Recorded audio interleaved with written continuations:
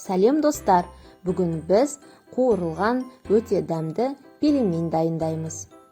Видеоны соңына дейін көріңіздер. Ол үшін алдыменен қамырына 500 грамм ұнға 1 жұмыртқа қосамыз. 200-250 грамм тұзды су қосып, орташа жұмсақтықта қамыр илейміз. Қамырды 15-20 минутқа тынықтырып қоямыз. Уақыт өткен соң қамырымызды тағы бір рет қайтарып илеп қоямыз.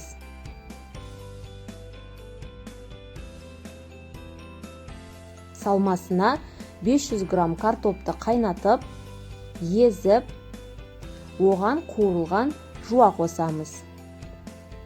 Татымына қарай тұз, бұрыш қосып араластырамыз. Енді тыныққан қамырымызды оқтауменен жұқалап жаямыз. Видеода көрсетілгендей. Қамырды қатты жұқа етіп жай жібермейміз, жыртылып кетуі мүмкін. Орташа жұқалықта. Енді кесеміз.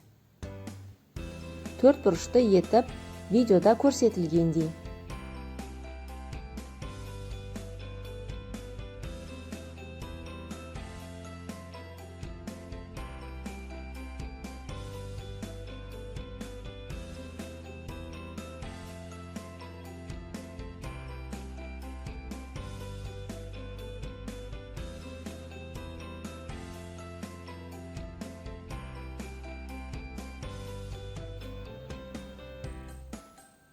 Енді салмасын салып, пельменді түйеміз.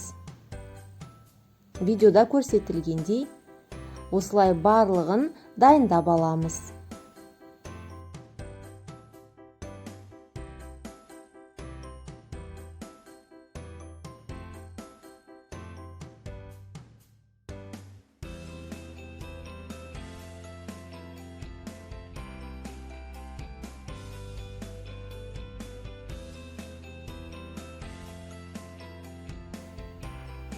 Майды қыздырамыз. Пельмендерді сап-сары болғанша қуырып аламыз. Видеода көрсетілгендей.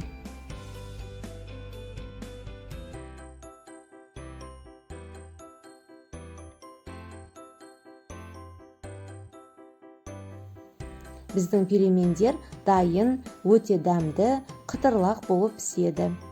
Балаларға өте ұнайды, сүйіп жейді. Міндетті түрде жасап көріңіздер, кеңес беремін.